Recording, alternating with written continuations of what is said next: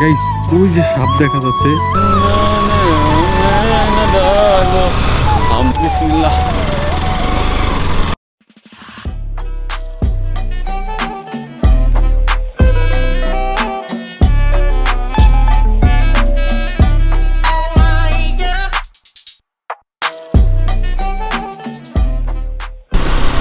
Assalamualaikum every man and woman, what's up and welcome back to my new video. With you it's me your own brother one and only Sheikh Shakil. I hope তোমরা সকলেই ভালো আছো and alhamdulillah I am absolutely fine. Guys, আজকের ভিডিওটি কি নিয়ে বানাবো জানি না, তবে আজকে সকালে বের হব এটাই জানতাম। তো আমি বের হয়ে পড়েছি। তো এখন বাজে সকাল 6টা।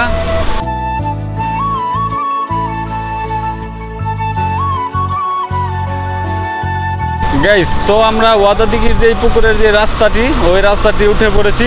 তো যেহেতু এখন সকাল, যার কারণে মানুষজন কম, ঠান্ডা নিরিবিলি, তো আমি সকালই বের হয়ে পড়লাম ভিডিও করার জন্য। আমাদের এই ওয়াদাদিঘির রাস্তাটা খুব সুন্দর ভিউ পাওয়া যায় এবং দেখতেও খুব সুন্দর।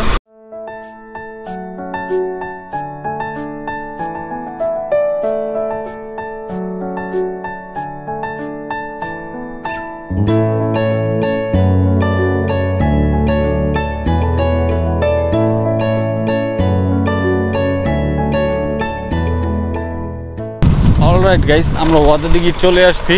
আমাদের বাসা থেকে মাত্র 5 মিনিটের দূরত্ব। তো এটা হচ্ছে ওয়াদাদিঘির পার। আমি সরাসরি এখন উঠে পড়ব। বিসমিল্লাহ। সো গাইস, দেখতে পাচ্ছ বিশাল এক দিঘি, তার সাথে বিশাল এক পার। অলরাইট গাইস, তো আমি এখন চলে আসছি আমাদের শ্রীপুরের ঐতিহ্যবাহী ওয়াদাদিঘিতে।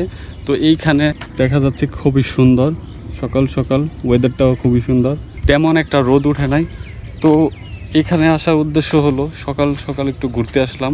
গাইস, আমাদের এই প্রিয় ওয়াদাদিঘি নিয়ে একটি ব্লগ আছে, আমার ডেসক্রিপশনে লিঙ্ক দেওয়া থাকবে, সেই ব্লগটি দেখবা। গাইস, তোমাদের এই ওয়াদাদিঘির ভিউটা একটু দেখাই।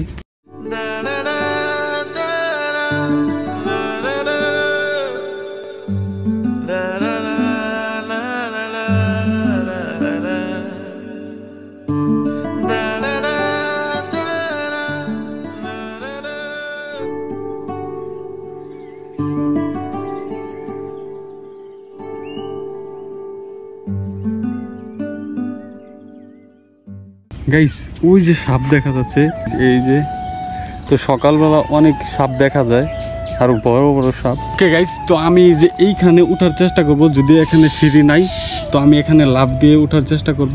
এইখানে উঠা প্রচুর রিস্কি হয়ে যায়, তো যেহেতু আমি এটা বলে ফেলছি, তো এটা আমি একটা টাস্ক হিসাবে নিলাম। তো এটা আমি এখন কমপ্লিট করবই করব। তো যেখান দিয়ে পারি এটাতে উঠবো। এইখানে গাইস সাপ টাপ থাকতে পারে, আমার এই জন্যই আর বেশি ভয় হচ্ছে।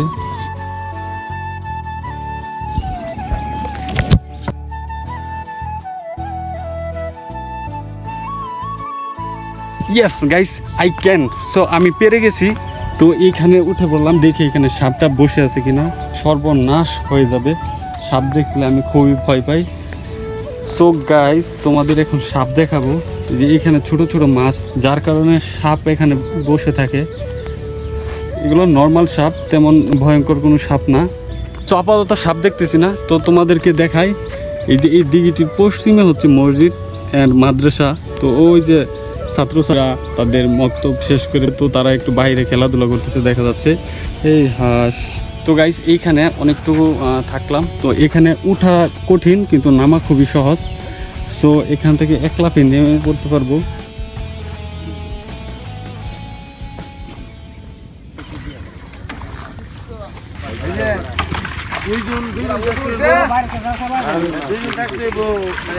অলরাইট গাইজ, তো এখানে মাছ ধরতেছে, তেলাপিয়া মাছ বেশিরভাগই। তো এইখানে মাছ দেখে আমার মন চাচ্ছিল নেওয়ার জন্য। তো বাসায় ফোন দিলাম, আম্মাকে বলতেছিলাম যে নিব নাকি। আম্মা বলতেছে যে নিয়ে আয়।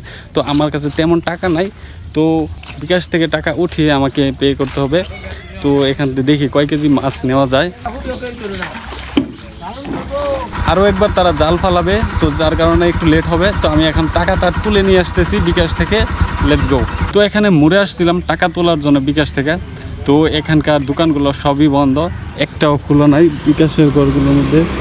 তো যার কারণে আমাকে জিজ্ঞেস করছিলাম যে এদিকে কোথাও আরও দোকান আছে কিনা। তো আমাকে বললো যে ট্যাংরা, তো ওইখানে যাব, দেখি দোকানপাট খোলা আছে কিনা, নাহলে আমাকে আবার শ্রীপুর যেতে হবে।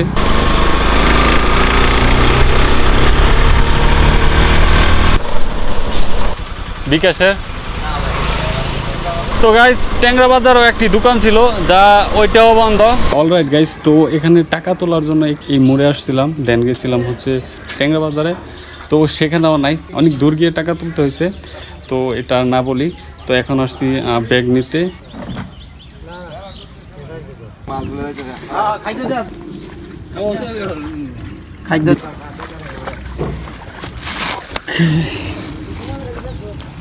অলরাইট গাইস, তো এখান থেকে মাছ নিলাম প্রায় 2 কেজি পরিমাণে, আমি বেশি নিয়ে নাই, সো বেশি টাকাও আনি নাই। তো 2 কেজি নিলাম। এখান থেকে তরতাজা মাছ নিলাম, যদিও আমি মাছ খাই না।